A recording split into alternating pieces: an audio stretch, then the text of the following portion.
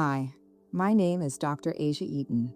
I'm a psychological scientist and public psychologist, and this is Mindbridge, where science meets human rights. In this podcast, we invite human rights defenders to teach and learn from brain and behavioral scientists about how we can all use science to do human rights work that is more efficient and impactful. Hello and welcome to the Mindbridge Podcast. Today is February 4th, 2026, and our two guests today are Gabbi Kearns, human rights defender, and Dr. Pasha Dashtgard, Director of Interventions for the Polarization and Extremism Research and Innovation Lab, PERIL. I'm really excited about today's podcast. It's about polarization, bridging divides, extremism, and the topic couldn't be more timely and urgent. Gabbi Kearns is a proud Midwesterner who lives in New York City. She joined Braver Angels in 2022 as a field reporter before coming on as the director of social media and now the director of communications and marketing. She also volunteered for Braver Angels as the former Blue co-chair of the New York City Alliance. Prior to Braver Angels, Gabbi worked for NBC News as an assistant producer, where she led the digital strategy for the education division, wrote and produced live broadcasts, reported on trends in education, and managed social media. During the 2020 election, she worked as a political organizer and deep canvasser in her home state of Michigan. Gabbi graduated from Michigan State University and has a master's in human development from the Harvard Graduate School of Education, where she focused on the convergence of adult learning, political polarization, and media. Welcome, Gabbi. Thank you so much for having me. I'm excited to be here. Dr. Pasha Dashtgard is the Director of Interventions for the Polarization and Extremism Research and Innovation Lab, PERIL. He has a PhD in social psychology from the Department of Psychological Science at the University of California, Irvine, and was formerly a postdoctoral fellow at Loyola Marymount University's Psychology Applied Research Center. He attended Columbia University, Teachers College for his master's in mental health counseling, and an ED master's in education. Formerly PERIL's director of research, Dr. Dashtgard now oversees the implementation and scaling of PERIL's in-person prevention-based resources, toolkits, workshops, and trainings, as well as PERIL's online interventions aimed at bolstering psychological resilience to propaganda. Oh, I can't wait to hear about that. Pasha's research interests include masculinities, online radicalization, applied interventions, PTSD, and large-scale mental health policy and service delivery. Welcome, Pasha. Thank you so much for having me. So let's get into it. We always start with our human rights defender. Gabbi, tell us, how did you get involved in work on bridging partisan divides? Yeah, so in some ways, this is very inherent to how I was raised. I was born and raised in a swing district in a swing state of Michigan. So I'm very used to, there wasn't a ton of diversity, but there was political diversity. So that was very normal to me growing up. I have friends and family members all across the political spectrum. So very normal for me to be bridging divides, talking to people I disagree with in my day-to-day life. And so as you mentioned, Asia, I was doing some work on the ground in 2020, doing deep canvassing. I was talking to undecided voters in Michigan about who they were going to vote for in the 2020 election. Specifically, I was trying to swing their vote for Joe Biden in that election. So I was working for that team. And just through those conversations, I heard so much from people about, I no longer talk to my mom because of politics, or I no longer talk to my best friend because of politics. So more and more, as I was kind of advocating for one side, I was hearing about this growing issue, this political polarization, and I became really curious about it. And I thought, what if I stopped just advocating for one side and I actually just try to get the two sides talking to one another? Long story short, I did some research on, are there any organizations doing this type of work, actually trying to bring the two sides together? And that's just how I found Braver Angels, just very organically. I've been there ever since. And tell me, what is Braver Angels? Yeah, so Braver Angels is the largest grassroots organization working to bring liberals and conservatives together for a political dialogue. So a couple of things that really distinguish Braver Angels is first, that grassroots piece is that we're working on the ground. It's not just we're putting out messages or we're on social media. It's that we're bringing together people in their real lives in person, often for this political dialogue. So we do it through workshops, we do it through debates, we do it through one-on-one conversations. We have alliances throughout the country, so in local communities that are doing doing work there.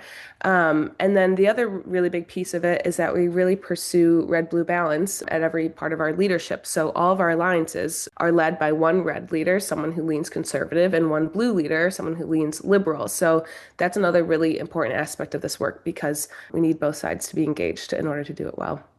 I didn't know liberals and conservatives could even still work together. You'll have to tell me about how you manage that. Looking forward to it. Yeah. It's better than you might think. I think it often surprises people, this work. Pasha, tell us a little bit about what you study in plain language and how you got involved in this work. Yeah, absolutely. So Peril is a research lab out of American University. We study the public health approach to violence prevention. And in particular, we are upstream violence prevention. So try and focus on primary prevention of violence. So that's to say, some people focus on like crisis interventions, right? Like a mass shooter is at the door. How do you disarm them? How do you make a mosque more safe in order to prevent mass casualty events? Some people work on tertiary prevention, which is like de-radicalization, taking a Nazi and trying to, pull them out of that movement. Secondary prevention is like mental health services for people who are like demonstrating signs of radicalization or like consuming content that is toxic or hateful. Primary prevention is where we live. It is, we're trying to talk to parents about how they can talk to their kids so that they don't go on 4chan and become a Nazi. We're trying to talk to teachers or faith leaders to help them get the knowledge and skills to be able to recognize signs of radicalization and then off-ramp young people before they go down that pathway. So the public health approach, it's very evidence-based. So we test rigorously all of the resources and interventions that we develop at Peril, whole of society. So like I said, it's like we're trying to target parents, faith leaders, K-12 educators, higher education educators, small business owners, government officials, like any trusted adult in the life of a young person ought to be equipped with the knowledge and skills to prevent radicalization.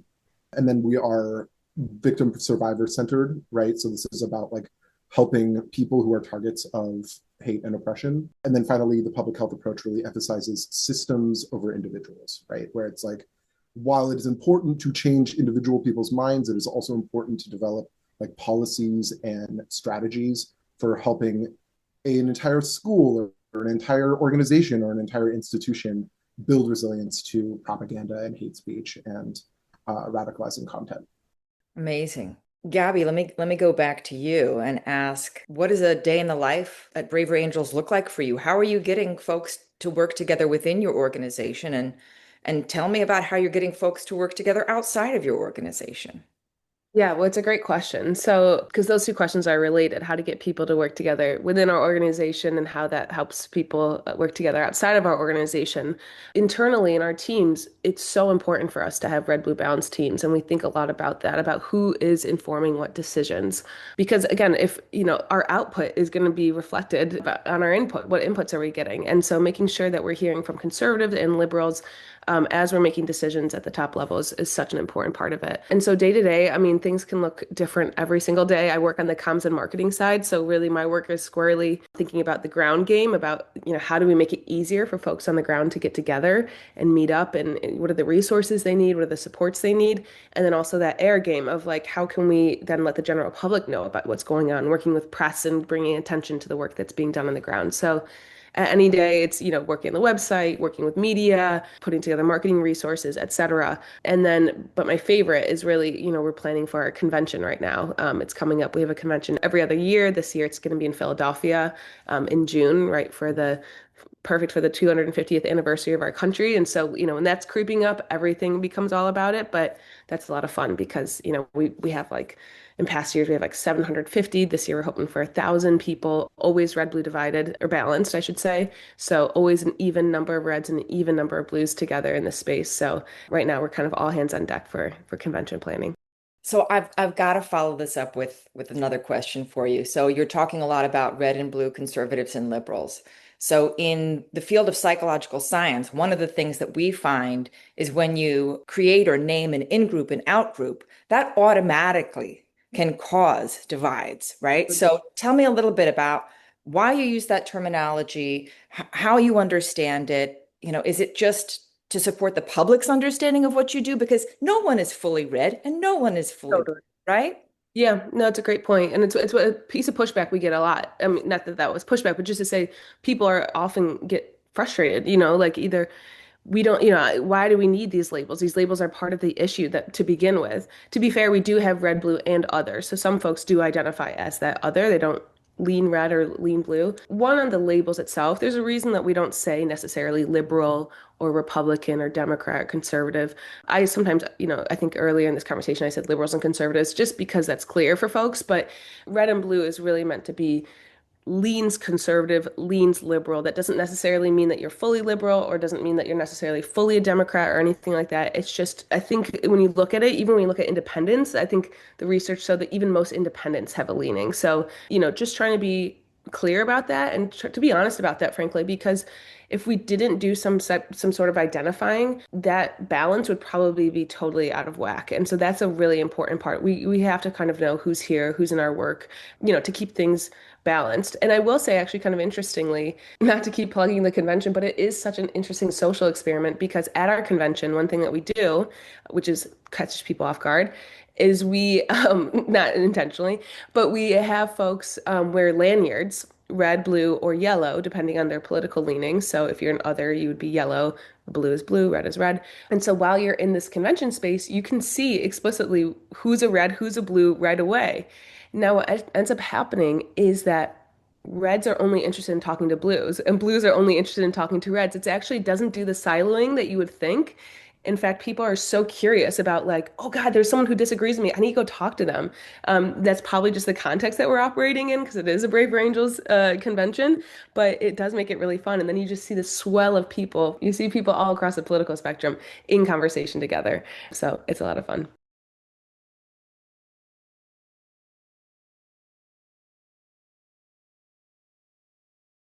So, Pasha, while Gabby's dealing with people across the political spectrum and people who have, a variety of opinions and folks who are interested in learning about those who have differences of opinions, I take it that you're dealing with people on the polls, right? Your interest is in helping and supporting people who are on the extreme ends of things. Yes, that's right.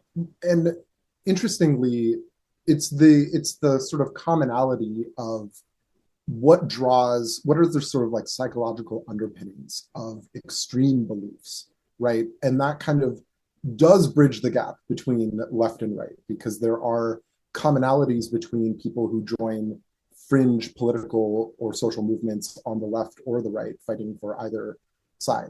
So yeah, I mean, Peril is really particularly interested in like I would say five main things: supremacist ideologies, conspiracy theories, what we call information integrity, so like dis, or malinformation, misogyny, and then propaganda. And what we are really focused on is collaborating with outside organizations and subject matter experts to create resources, trainings, interventions, and really like help organizations build resilience to radicalization. Whether that is a university trying to figure out like how do we prevent the next hate incident, or whether that's a faith community struggling with conspiracy theories in their congregation, whether that's a parent who like overhears something that their kid is saying and is like alarmed. What do I say next? What do I do? How do I respond to this? So that's a lot of what we do, is like creating resources, interventions, trainings to help people figure out how to navigate these not just difficult conversations, but like being confronted with a level of hate or vitriol or extreme rhetoric that sort of takes you back and goes, oh, okay, we actually have like a bigger problem here. This isn't one of those like, you're just asking questions. This is like you've been exposed to something that is not good. And now what do we do? And so, yeah, a lot of what I do is writing resources, designing research and interventions, and really trying to just be creative about how to get these ideas out into the public in ways that are interesting, fun, engaging, that it doesn't just feel. I'm a professor and I'm like a nerdy academic. I could not be more stereotypical in that way. And so trying to figure out like how do I stop this? How do I stop making this feel like a journal article that I'm trying to read to you, and instead make this something that is like resonates with you, and like you can see yourself in the messaging that I'm giving. And so a lot of like, when we're working with K to 12 spaces, for example, so much of like working with young people is not talking down to them. It's not being paternalistic or didactic. It's really like, how do I level set with you? And how do I sort of listen to what is going on in your world, especially in your digital world, where there's so little contact and oversight in many cases that parents, teachers, they're constantly confronted by like, oh my gosh, I had no idea what was going on over here, or how bad this thing is, or what my kids were being exposed to. And so a lot of it is just trying to give people a basic sense of like, here's what online radicalization looks like. Here's what like toxic online communities do to young people or older adults. I focus on young people a lot because as a prevention focused practitioner, it is like easier to work with young people. In some sense, there is more authority figures and sort of like there are more systems to appeal to. If you're in school, or if you're a kid at home, we can talk to your teacher, we can talk to your parent. For older adults, all of these things still are true, but it is just slightly harder because it then becomes this thing of like, well, I can't get you in trouble with anyone. I can't, tell you that if you keep posting on Nazi forums, you're going to lose your Wi-Fi access. And so, we work with adults as well, but it is a trickier thing, as I'm sure Gabby is well aware of, trying to like persuade people to not be hateful. Yeah, I as you were talking, I was thinking, I bet Gabby knows about how people can level set in conversations and not talk down to each other, and the importance of that across divides. Gabby, tell us about some of the conversations that Braver Angels facilitates and how it does that Yeah. practically.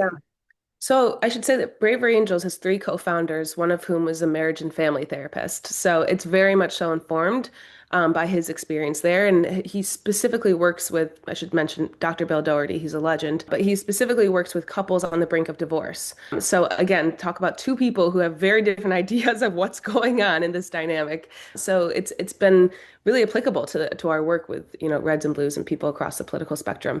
So we do have some general, ideas and values that we kind of follow. One is that we never enter a political conversation to change anyone's mind. That has been the most disruptive in a productive way for me and how I engage in political conversations, because I think there was a while that, not only did I think I should, like I really felt like it was my duty to like, if I'm entering a political conversation with someone who has a different perspective than me, then ethically I need to be persuading them. That is the right thing to be doing in this dynamic. In Braver Angels, we actually abandon that idea of persuasion, and we say we're just here to learn from each other and to hear from other people's perspectives. I will say, I like to joke, like even if you've no interest in learning about someone who disagrees with you, even if you're just completely shrewd and you actually do want to persuade them, you guys would know better than I would. Human beings can pick up on how other human beings, their intentions, right? So dropping any notion of persuading someone actually makes you more persuadable. I will say that. Like once people feel like you're authentically there to listen to them, that you actually care about what they have to say, they're now a lot more open to what you have to say. It's a very interesting dynamic. So again, we're not here to persuade, but even if you are, trying not to persuade makes you more persuadable. So I'll just say that's one aspect of it. I mean, other things that we do, I mean, again, it's informed somewhat by therapy. So there's stuff around using I language. I feel, I'm scared. That can be a lot better than, well, Republicans are doing this or Democrats are doing that, because that can get messy. That can get into blaming. You can also get into generalizations. Well, all liberals, all conservatives, that can be really unhelpful. Stereotypes can be really unhelpful. So speaking from your own experience, seeing what you believe, we have something that we follow called the Braver Angels Way. And the very first principle is speaking freely, fully, without fear. So we really invite people into these conversations without many rules. We don't say there's any, we never say you can't say X. There's never like, you can't use this word, you can't say that.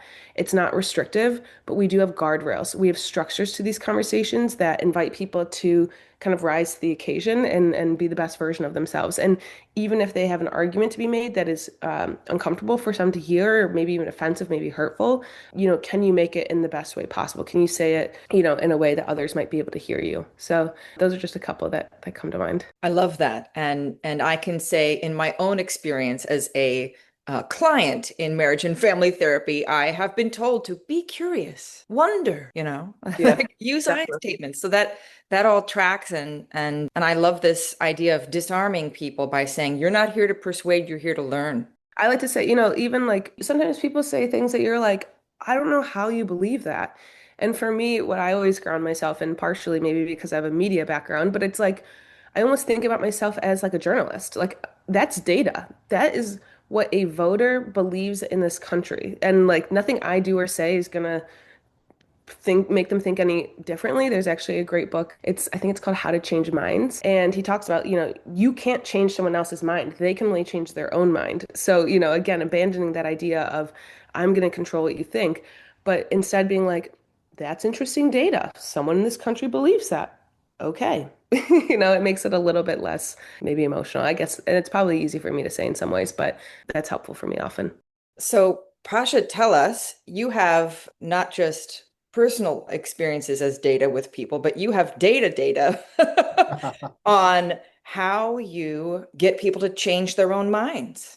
And how do you talk to people at those extremes? So this is a thing that we study a lot. I run studies, I run projects, I do focus groups to kind of get at the heart of this sort of persuasion. And what Gabby's saying is absolutely right, that you really don't persuade people by presenting them a bunch of counterfactuals.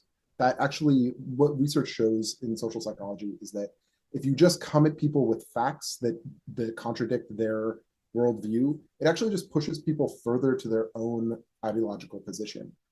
And so the people who agree with you will agree with you more because of your wonderful facts, but the people who disagree with you will disagree with you more because of your facts. And also, we have seen in this research that intelligence has nothing to do with what you believe. In fact, ironically, the people who are quote unquote smarter, I don't even really believe in intelligence that way, but like to whatever degree intelligence is a real thing, it's not, but if it was, it doesn't, it only gives you more tools to find justifications for your own beliefs. It doesn't actually help you navigate to the truth any better.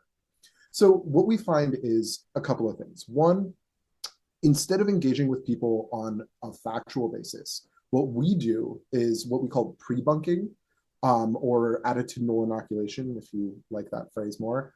And what this is essentially, rather than engaging on a factual basis, you engage on an emotional basis.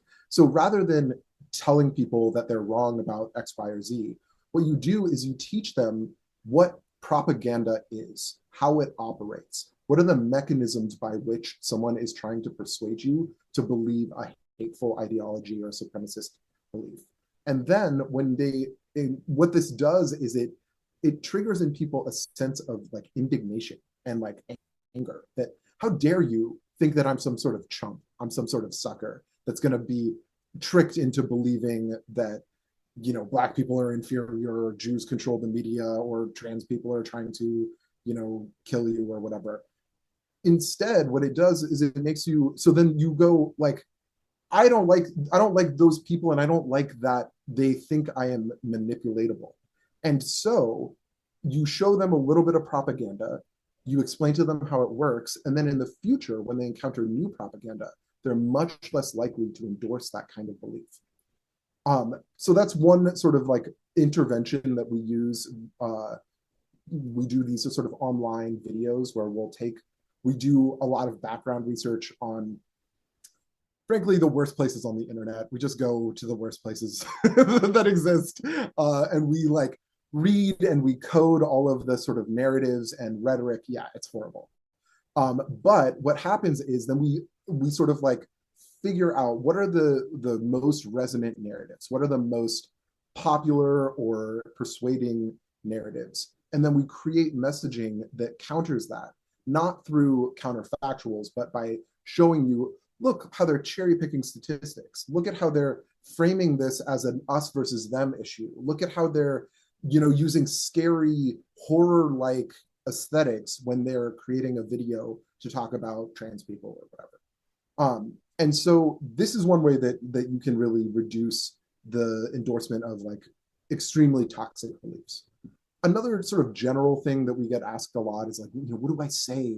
This is like teachers especially are like, what are the words that should come out of my mouth when a student in my class says that the Holocaust didn't happen, or that, the earth is flat or whatever. And what we tell people is similar to what Gabby's talking about like, I'm not here to persuade. It's like, come at that conversation from a place of curiosity. Where did you hear that? What about that message is resonant for you? What do you think other people are going to think when they hear that?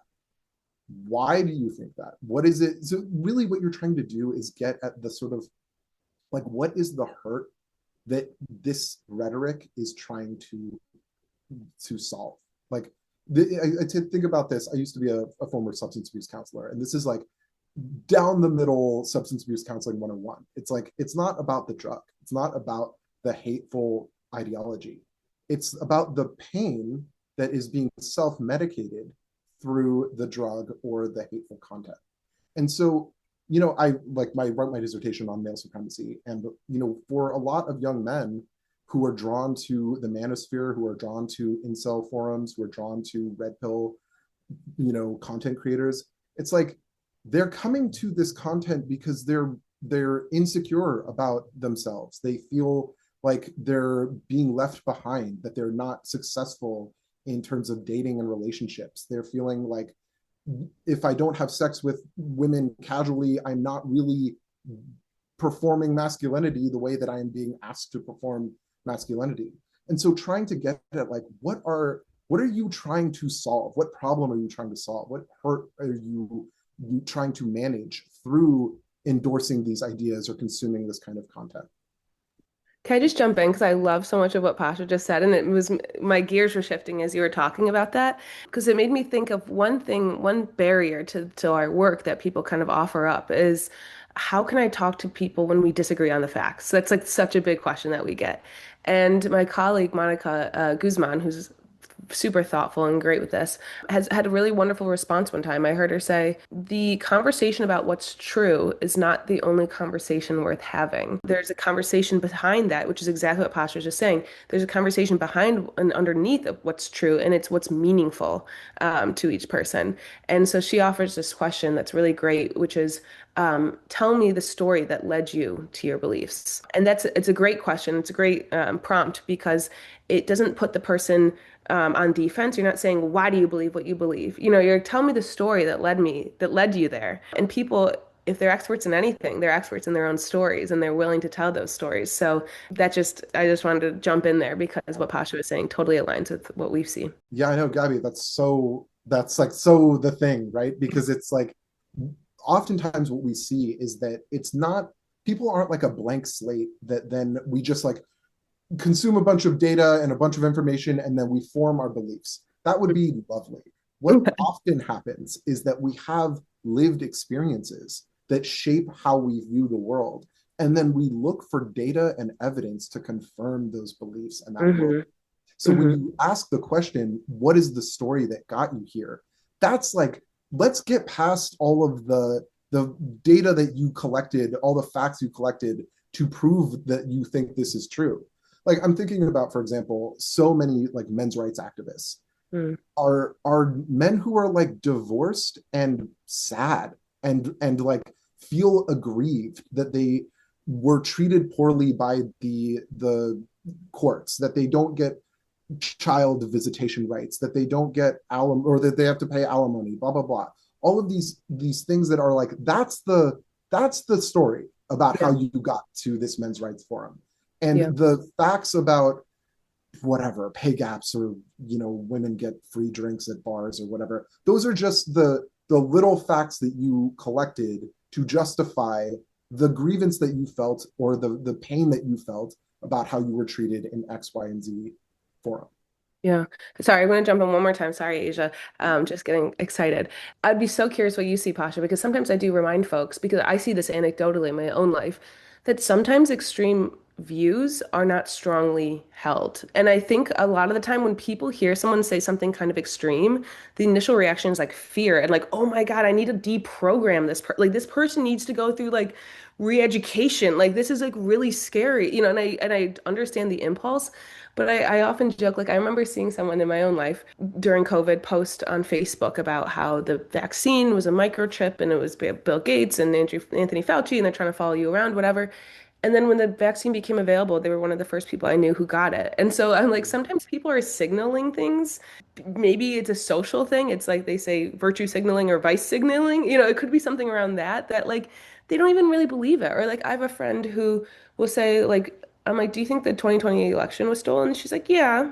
And I'm like, really? She's like, nah. For a lot of people, that's like on a really extreme view. But she's like, nah, kind of. So, This, yeah. like this is so from the perspective of like I was talking before about like tertiary prevention, like de-radicalization. This is one of the lessons I've learned from the DRAD folks. Yeah. It's extremists. The ideology actually doesn't matter that much. Yeah. And you would think that these guys like Proud Boys or one percenters or these like neo-Nazis that they're like dyed in the wool. They've read the scrolls of the elders of Zion. They barely know the literature that they're even referencing. It's relational. The Yeah. way that people get into and out of extremist groups is most often through relationships. It's Mm. either you meet some person that you think is really cool and interesting and you like start hanging out with them and you start hanging out with their group, or you start dating somebody and they're part of a group so you join the group too. And then similarly, when leaving these groups, extremists often leave groups based on not because they've like, oh, I've seen the light and this ideology doesn't make sense in the following 12 ways. No, it's usually like, I got a girlfriend and she was not into me going to the militia meetups, so I just didn't go anymore. Or the leader, he said that he was a white nationalist, but actually he's been dating a woman of color for this entire time, and so now I'm disillusioned about this. It's we think that these ideologies are like the central thing, but in fact I think we over index on ideology. I think it is like mostly about relationships. It's mostly about finding community. Hmm. uh, One of my favorite documentaries of all time is called Behind the Curve, and it's about the flat Earth, and it's like it's so funny. It's in some ways all you need to do is watch that documentary to understand everything happening in politics right now, and it's because it's like these people who believe the Earth is flat. It's like they're just there because they want friends. They just want to be part of a movement. They want to be part of something bigger than themselves. They want to feel like they have mastery over a subject. And for people who are disempowered, who feel ignored, who feel marginalized, this is a really powerful thing for them. It gives them access to sacred knowledge and this kind of like that they have a special insight into the world. I mean, that's literally the entire metaphor of the red pill. That's the Mm. whole metaphor. The metaphor is like you are given this kind of information and this perspective that these sheeple they don't have, but you're so brilliant. And so anyway, I just Gabby, like your point about it being relational is just that's so true. It is so much about the relationships that you have. And so if you develop strong, healthy, positive relationships, you don't need to engage in hateful, vitriolic outgroup demonizing. Like you have other things going on in your life and you feel whole and complete. And so you don't need to create an identity based off of hating somebody else. Hmm. Absolutely. So let me ask a question that's been on my mind for a little while. You were talking about how getting into these groups is relational, getting out of these groups is relational. It sounds like bridging divides is also relational. And it sounds like, honestly, a lot of emotional work, right? Letting your guard down, being open to learn, being curious and thoughtful, looking for people's pain instead of focusing on their hate. Why should people do this work? It's a great question. Um, I've never been asked that before. It's a great question. I guess for me, I would say relationships take work, no matter what that looks like, and suffering in a relationship is going to be tolling, and learning how not to suffer in a relationship will again require effort. But I think it's effort, worth putting in, for a positive result. I'll say that, you know, I think understanding how human beings work and how these relationships can help us and help the world is so important. So one thing I just wanted to mention is that what Braver Angels addresses, we talk about polarization, but it's not the ideological polarization. So Pasha was just talking about how the ideology doesn't always matter. So that's not the part of the equation that we're looking at.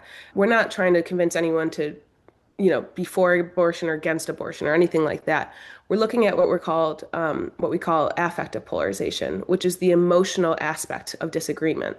So it's the idea that if we feel differently on the issue of abortion or immigration or anything, because you and I disagree, you are now fundamentally a threat. You are an enemy. You are a person I can't associate with. That's a very painful worldview. It's one that I've but myself have lived in, I've experienced. It's made my relationships really hard. And so, learning that you can be in relationship with people who disagree, it doesn't make you a bad person. In fact, I like to say you can't be pro-democracy and not also be pro-relationship. Relationships are what build up democracy. And so I think for a lot of people, sometimes with this stuff, it's not so much that they're not willing to do it. I think the cultural messages that they receive is that you shouldn't do it, that you're actually more ethical for cutting off people who disagree with you, that that's what it looks like to be a good person, a good citizen in our country today. And what I would offer is that, because again, one pushback that sometimes I receive specifically from the left, which I'm on, is that isn't this privileged of you to ask people to engage in these conversations? Aren't you privileged for even doing so? And I say, yeah, I am. And that's why I think it's on me to engage in these conversations, because if you're actually really scared about the trajectory of our country, the most privileged among us have the option of leaving. This country will fall on the least advantaged. They're going to be the people left to pick up the pieces. So if you're a person that really cares about others, which I think so many in our country do, talking to people that you disagree with is a great first step. Love that. And Asia, I would say to the question of like, why should people do this work? My work, I would say this comes from like a very basic principle, which is that violence is preventable. We don't have to have mass casualty events. We don't have to have people radicalized to anti-Semitic conspiracy theories go and shoot up mosques or kill people in churches or, target gay people. Like this doesn't have to happen. And people who are deeply steeped in supremacist ideologies and conspiracy theories and hateful ideologies are not happy people. This isn't like you're not getting anything positive out of your life because you are a committed white supremacist. And so to me, the idea of like, why do we do this work? It's to prevent people from going down this path where, to Gabby's point, where they can't talk to their family anymore, where they can't be friendly with their neighbors because they have a rainbow flag out front, where you don't feel safe talking to people about your faith or your gender because you don't know how they're going to respond, you don't know if you're going to be in danger or not. And so that to me is the answer to like, why do we do this work? It's because we don't want a violent society. We want a society where people feel included, feel comfortable, feel at peace, where they can thrive and they can sort of grow rather than being in a state of fear and sort of like hypervigilance. You can be in a state of growth and positivity. Bridging divides, the way to a joyful, peaceful, and healthy democracy. I love it. We are about at the end of our time together. Any final thoughts before we end? Well, I guess, Pasha, I would ask you, do you have any tips that I should be thinking about as we engage in this work? Ooh, I mean, I think you got this. I think like you're right where you should be. I think it's like, I think about like Nancy Rosenblum. She has a book called Good Neighbors, and she Mm. talks about this. She talks about how we should go back to treating each other as neighbors. We don't have to be friends. We don't have to agree with each other about most things, but we can at least afford each other a sort of like neighborly respect that recognizes our shared commitments to our community, to our democracy.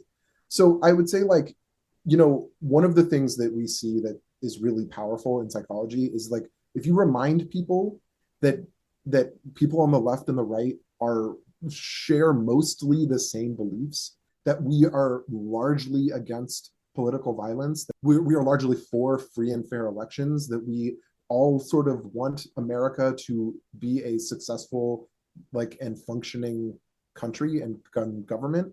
Like, these are ways that we can sort of reduce affective polarization. Even simply being part of Braver Angels or organizations that are like civil society organizations is a huge protective factor against radicalization. So like engaging with your community, engaging in just getting to know the people in your neighborhood is like a hugely valuable thing.